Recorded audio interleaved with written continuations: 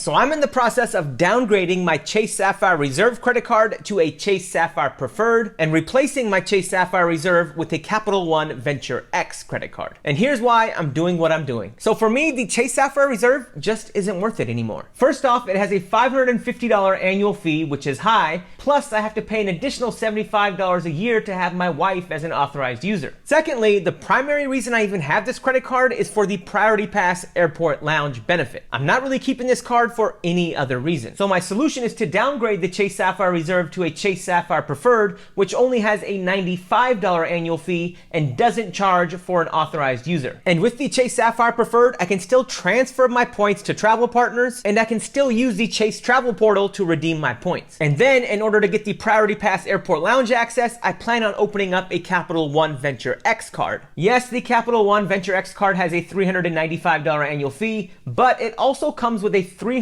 annual travel credit and 10,000 anniversary bonus miles, which more than make up for the annual fee. Plus, I qualify for the 75,000 mile early spend bonus. And the best part is I can add up to 4 authorized users to the Venture X card for no additional cost. Financial knowledge is power. Please like and follow for more.